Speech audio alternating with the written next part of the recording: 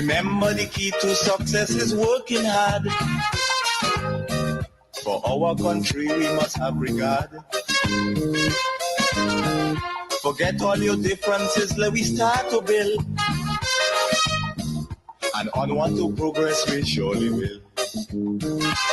Because now, more than ever, we must show discipline, tolerance, and production to build a strong and better nation. I say that is the main foundation.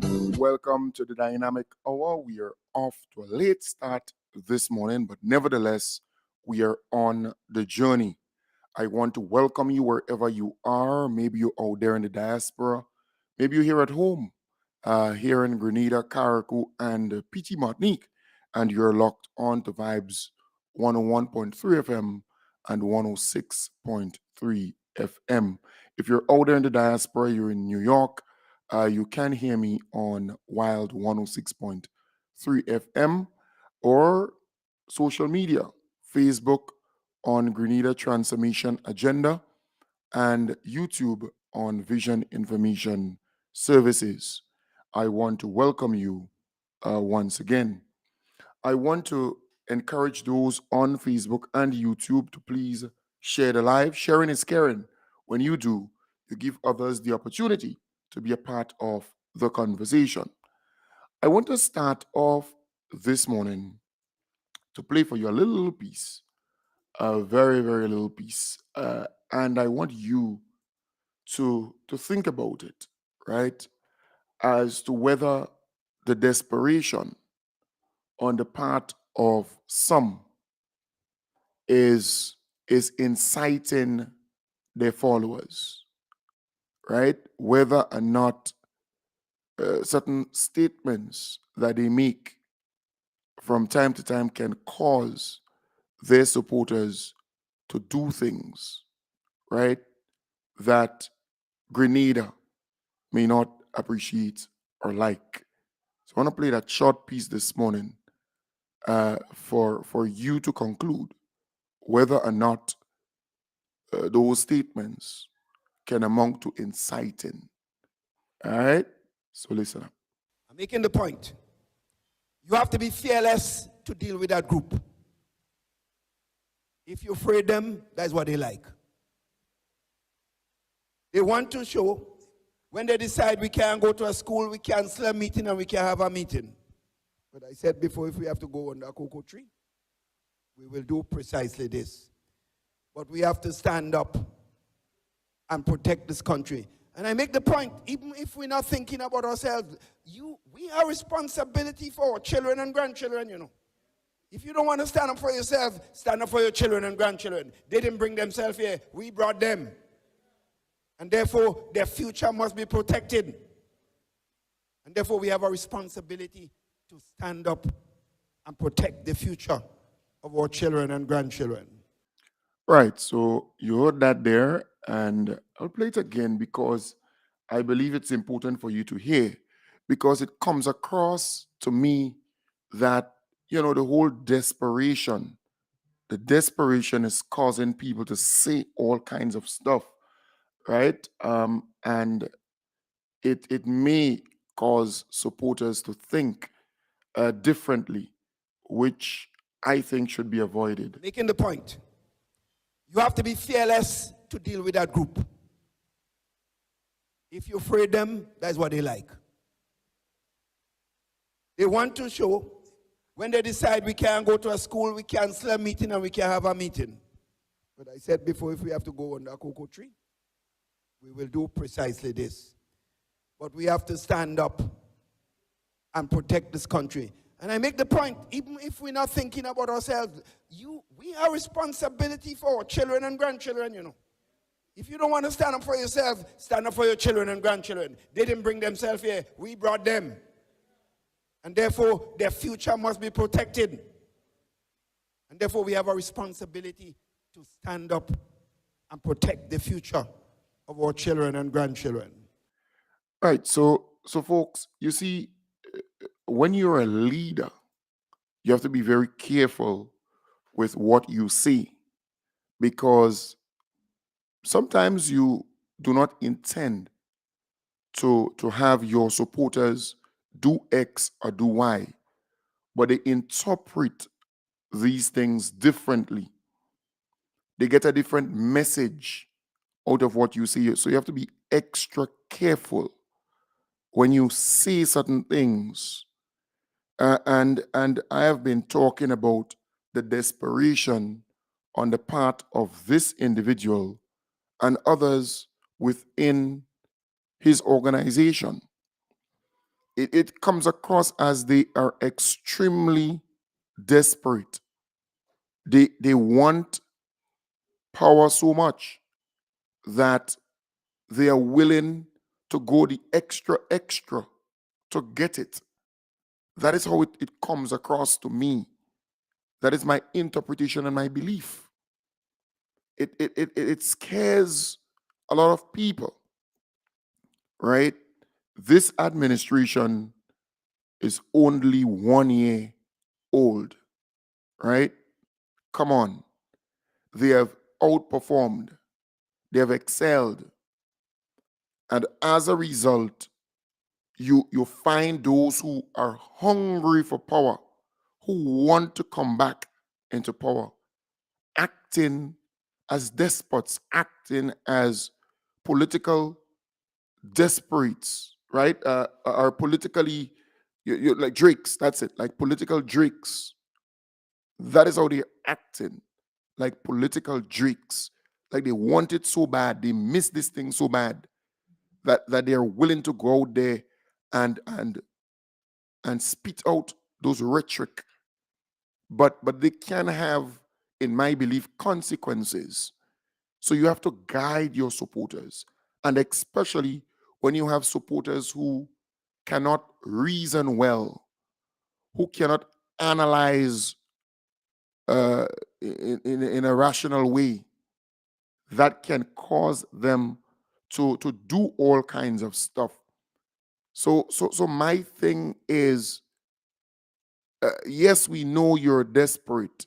Yes, we know you want to come back into power, but be careful with what you say when you go on platforms, when you go to your meetings, because you may not want that outcome or that outcome, but you have some followers who are not able to properly discern, to properly understand, right? So sometimes you have to speak in a way that your audience could understand and not interpret it differently. And I don't want to say that the individual was inciting violence or telling his supporters to do anything bad. I don't want to see that. But I'm simply warning the individual. Because when you go on platforms and you speak, and we know that you're desperate. You want power bad. You want to get back. This young man was able to beat you when you were at the top of your career. Remember, you won all 15 seats twice, back to back. Yes, we know about the one in 1999. That was the first one. But you won all 15 seats back to back. So you are the climax of your career. And here you had this young man and this young team. He never was involved in politics. And he came and he beat you. You said it was your last. You're not going to come back, give me another one for the road and all kind of stuff. So you really wanted that one. But you were beaten badly. And as a result, you are stuck between a rock and a hard place, because they want you out, because they believe you pass your time. But you're not going out. You want to hang on with the hope that this team would do something and then you would re-emerge. You're buying time. So the 1 year pass, you realize you did not get you. You believe you could hang on for the next 6 months. And you could hang on for the next 6 months with the hope that within the next year, something dramatic, something will happen. So you're living in hope, but your desperation is too much. And hence the reason I have been saying on this program, just gauge the conduct of those on the opposition side.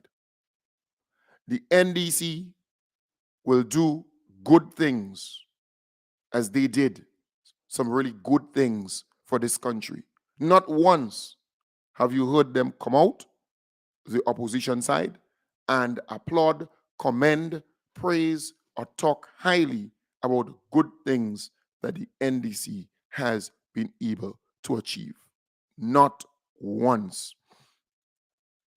And the supporters are taking the cue from their leader, which is even more dangerous, if you ask me, because when they do that, they can easily go astray, because good things are happening in Grenada, and leaders must lead their followers properly in the right way, because you see, you want a certain outcome. You want a certain outcome. If things are happening that's good, you should be the first to come out and say that it's good, to applaud it, to commend it. If it is not good, then so be it. The government has undertaken to adjust the minimum wage, right? That's a good thing. Not once have we heard the NNP, any one of them, come out and commend that and applaud that, right? And say, yes, it's a good thing to adjust the minimum wage. Yes, we know the NNP did not address it during the 20-something years. We know that. The pension was paid. It's a good thing. Come out and talk about that. The bi-monthly salary, it's a good thing. Come on, the renovation and upgrade of the clinics and so on, medical stations, it's a good thing. The nurses getting the $500 more, it's a good thing, right? The 13% increase and the fringe benefits and so on, it's a good thing for the workers of the country. The farm labor program being revamped and having farmers bringing their own workers and so on, it's a good thing. Come on. So there are so many good things happening. The free access to universal education from pre-primary all the way up to college, it's a good thing. The reintroduction of TVET and Grenadian history to primary and secondary school, it's a good thing. Come out and applaud that. It's a wonderful thing. The way they are fixing the roads, that's a very good thing. The mere fact that they were able to raise a significant amount of money in the first quarter with the Citizenship by Investment program, that's a good thing. Because we need that cash to be able to do things in the country. The shortage of the medication, and they were able to resolve that, that's a good thing. Come out and applaud that. Under your leadership, the NNP, they were not able to access the 22.99 million pounds, and we lost that. The NDC was able to renegotiate and get 16.4 million out of that back. That's a good thing. There's a lot of good things happening in our country. The MNIB was in a wreck. They revamped that, and we are seeing farmers selling their produce to the MNIB. What's open? Getting money, getting pay. They're not doing it on any credit and not paying the farmers and so on. That's a good thing. So a lot of good things are happening for us. More Elif to Grenada. That's a good thing. The launch of Carnival in New York. That's a good thing. So a number of good things are happening for Grenada. Come on. So you need to lead. But when Keith was asked to give or to give an analysis or make an analysis or give a view on the first year in office of the NDC, how he sees it, this is what he had. On Mitchell administration. What's your first take on him in his first year in office? Well, first of all, I think it's clearly it's green, very green, and inexperience. I suppose that based on the history of the members, one would know that no one in there had any history of governmental leadership and positions before, and therefore one expected to see some difficulties and some issues in the initial stages, but I must say that we are a bit surprised at the extent of what appears to be the incompetence. Oh, wow. The lack of knowledge, the tendency to want to get back at people instead of using the opportunity to build and to bring people together. It's an attempt to victimize, to hurt, and to what I perceive to be, unfortunately, divide a country. And that is the dangerous thing, because here you have the leader of that party making those statements. And when the Grenadian people can actually see some of the good things that the NDC is actually doing, the NDC outperformed itself in the first year of being in power. But when this guy goes out there and say those things, he's speaking to his supporters, and it's dangerous, very dangerous if you ask me, in my belief. But he has done that during 2008 to 2013. It's the same playbook, same playbook, people. So he will not come out and commend the government. No. He will come out and say these things. Making the point. You have to be fearless to deal with that group. If you afraid them, that's what they like. They want to show, when they decide we can't go to a school, we cancel a meeting and we can have a meeting. But I said before, if we have to go under a cocoa tree, we will do precisely this. But we have to stand up and protect this country. And I make the point, even if we're not thinking about ourselves, we have responsibility for our children and grandchildren, you know. If you don't want to stand up for yourself, stand up for your children and grandchildren. They didn't bring themselves here, we brought them. And therefore, their future must be protected. And therefore, we have a responsibility to stand up and protect the future of our children and grandchildren. Yeah, so folks, look, I am saying to all of us, this guy doesn't believe in Grenada, Carriacou, and Petite Martinique. He doesn't like Grenada, Carriacou, and Petite Martinique, in my belief. I am questioning his patriotism to this country, because it seems as though all he wants is to come back in power. All he wants is to win another election and get back into power. He is not concerned about health care, about education, about agriculture, about infrastructure, about human resource development. He is not concerned about that.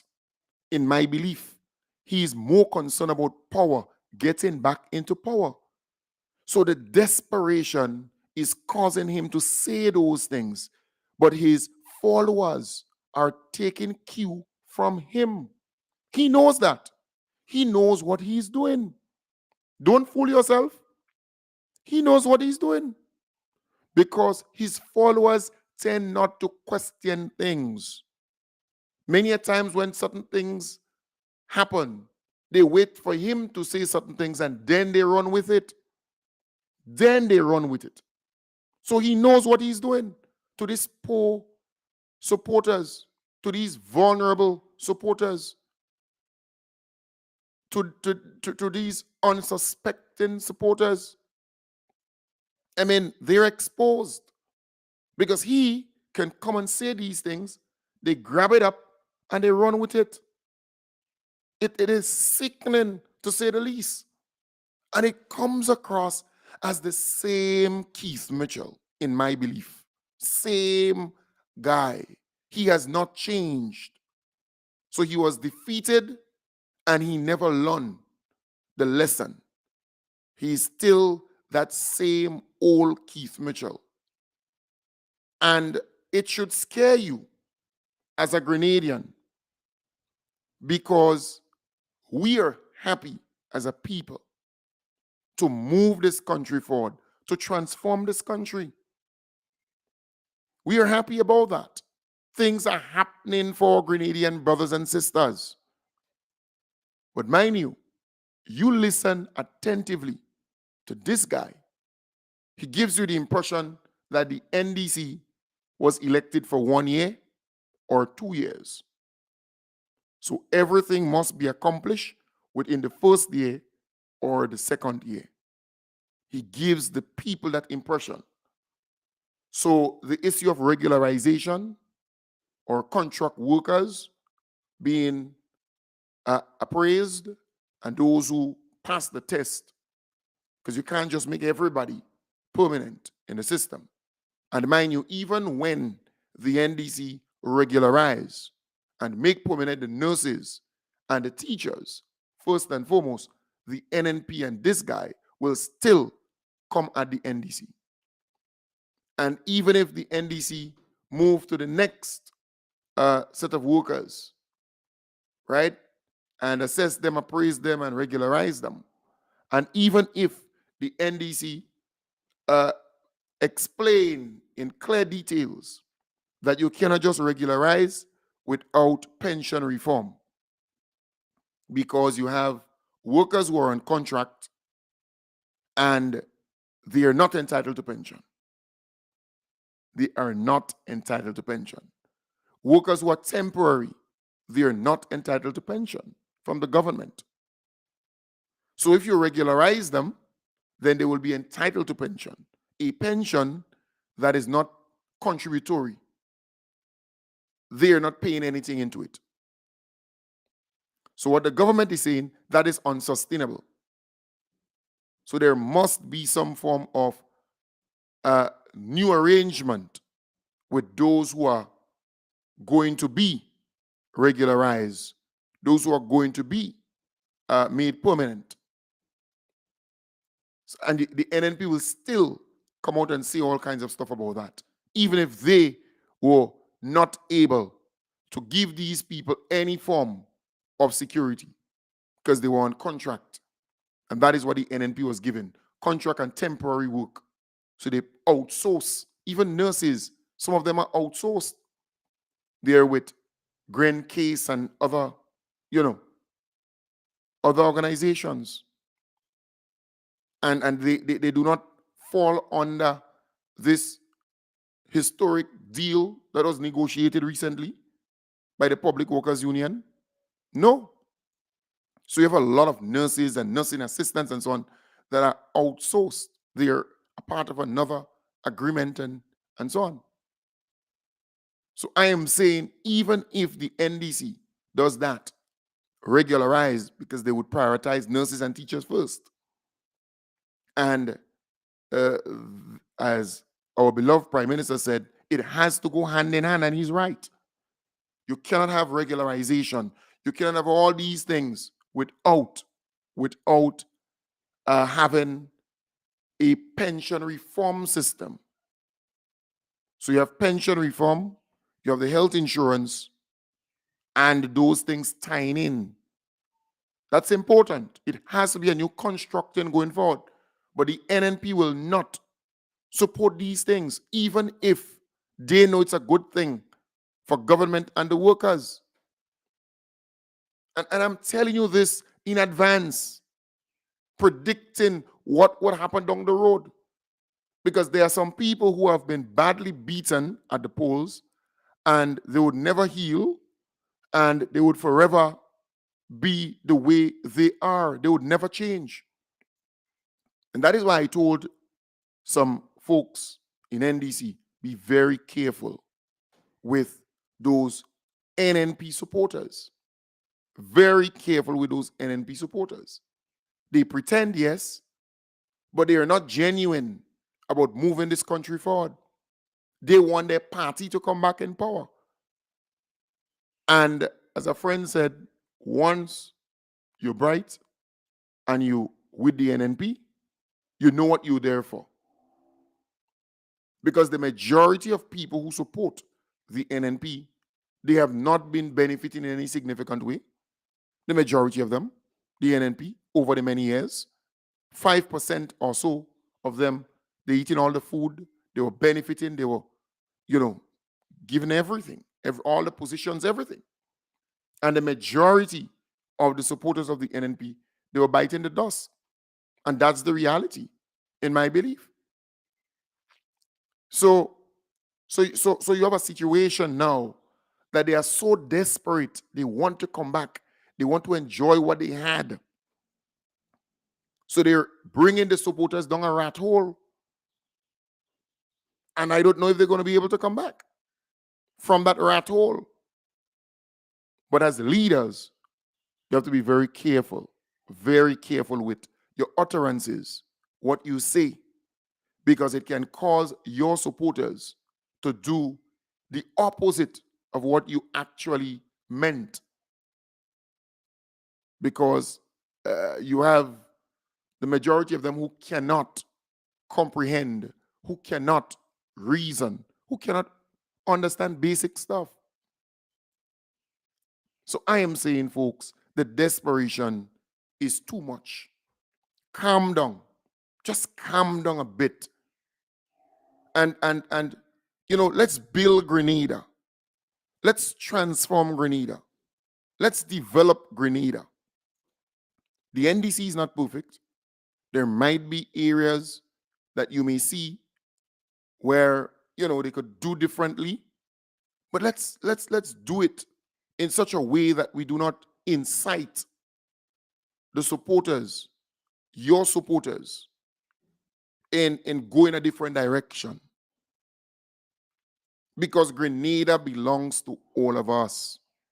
Because I have been monitoring the rhetoric coming from the NNP camp, their pundits on different radio programs and podcasts and so on. And it scares me like hell. Because, and I'm not a guy who's easily moved, it scares me because Grenada belongs to us. This is our homeland. Grenada, Carriacou, and Petit Martinique. And if a road is constructed in my community, I should be happy that it's done. Right? If a drain is constructed in my community, I should be pleased. If my neighbor who was marching on the streets, fighting for her pension and her gratuity, gets her pension and gratuity, I should be pleased and happy with that. If the medical station in my community is renovated, upgraded, and so on, I should be happy with that. I should be pleased about that. If Grenada gets $100 million from Saudi Arabia in grants and loans, I should be pleased about that. If Grenada is able to renegotiate to get money that was lost from the SIFT UK grant from the United Kingdom government, and they're able to get back, because they were able to get back 20 million US, right? It's about what? 60 something, 70 million EC. I should be happy about that. pleased about that. If a school is repaired, renovated, upgraded, a playing field is lit and upgraded and fixed and expanded and widened, and I should be upbeat and happy about that. If farmers are given assistance, if new markets are found for mangoes and banana and plantain and dasheen and ginger and so on, I should be pleased about that. But the NNP is not. How is that possible? Why the NNP, their supporters, are not happy with the good things that are happening in the country? Why? I really want to know, The bi-monthly payment or the twice monthly payment, where your salary split in half. You get the first portion, first half on the 15th, the next half on the 30th. This is a good thing. Workers no longer have to borrow to make it to the end of the month. That's a good thing. So why you're not happy about that? Why you're not ecstatic about that? That's a good thing. Parents not having to find that money to send their child to school at pre-primary, primary, secondary, and college. Tuition is free. School fees free. It's free. You don't have to pay that. Yes, they may still have to pay the $30 registration or the $10 registration and some of the basic things that the school has to go and buy to give to you. But by and large, you're saving a significant amount of money. Why are you not happy with that? Why the NNP not happy with that and pleased with that? Why? It's shocking, because if you are serious about Grenada, if you want Grenada to develop, if you want good for Grenada, you should be happy with that. When Grenada wins, you should be happy about that. Don't matter on what side you are on. Come on. I remember when there were challenges to get flights to come to Grenada and so on. Our beloved Prime Minister was able to renegotiate and go all out to get flights to come back, connecting from Barbados to Grenada, Barbados to the main hub. So no longer people have problems. You can come in Grenada and go to New York, twice for the day. Twice for the day you come, you spend some time and you jump again and you're gone. Come on. I am saying, folks, when I talk about the obstructionist party, enemies of progress, I know what I am talking about. And I always say, don't hate, appreciate. Don't hate, appreciate the good things that are happening for our country. But I play this so you can understand the desperation on the part of the NNP and the leader. I'm making the point. You have to be fearless to deal with that group. If you afraid them, that's what they like. They want to show, when they decide we can't go to a school, we cancel a meeting and we can have a meeting. But I said before, if we have to go under a cocoa tree, we will do precisely this. But we have to stand up and protect this country. And I make the point, even if we're not thinking about ourselves, we have responsibility for our children and grandchildren, If you don't want to stand up for yourself, stand up for your children and grandchildren. They didn't bring themselves here. We brought them. And therefore, their future must be protected. And therefore, we have a responsibility to stand up and protect the future of our children and grandchildren. Yeah, so desperation can cause someone to make that kind of statement. Desperation, you're desperate, you want to come back so much that you're willing to go on a stage and make those kind of statements. But I tell the Grenadian people, we have to protect the good things that are happening here in our country. If you want this to continue, you have to defend and promote what the government is doing. You have to promote and defend what the NDC is doing. Because that is exactly what must happen. Here you have an individual saying, stand up and fight, using words to that effect. Right? I am simply saying there is a need for us to understand what we have going for us and what are some of the things that we must do to preserve it. Let's talk more about the positive things that are happening in our country. Let us highlight the good things. We have grown accustomed to too much negative, negative, negative. Good things are happening for Grenada, Carriacou, and PT Martinique. Folks, I want to remind you of the bingo, right? The Deacon Mitchell support group. They're having a bingo. Don't forget that.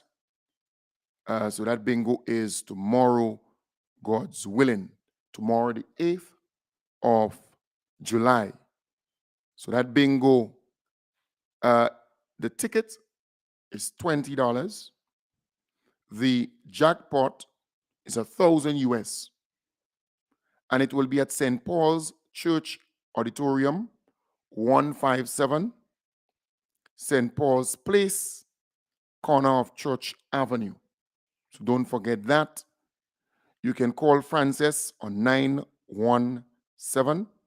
917-282-9405.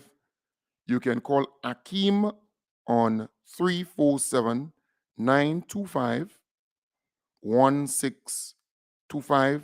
You can call Beverly on 347-606-6582. You can call Janice on 917-708-2841, and they will gladly assist. So don't forget the Deacon Mitchell support group.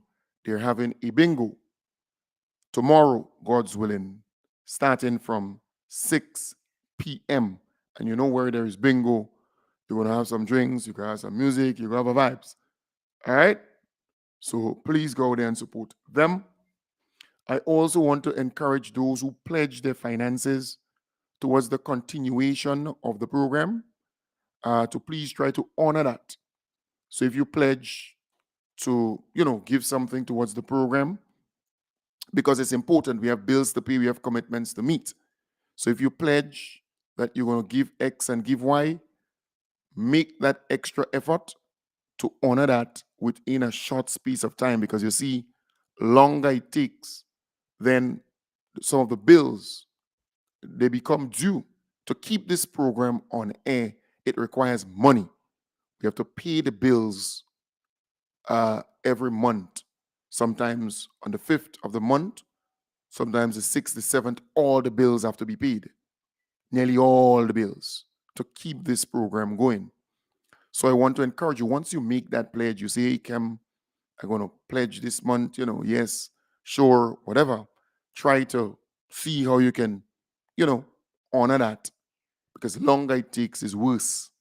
So I want to encourage you, if you make that pledge towards keeping the program on air, please holler at me, let me know what's going down, so at least we know where we stand, because the bills must be paid. All right?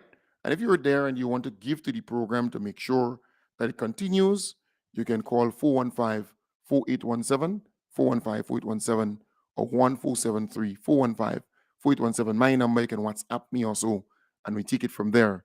But it's important, if you pledge before, I recorded that, and I calculate that in the sum required to pay the bills, to meet the commitments. Because remember, I do not receive a salary from doing this program.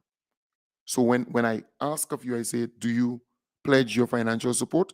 And you say, yes, I know how much you pledge. I add that in to the required amount, and I stop there.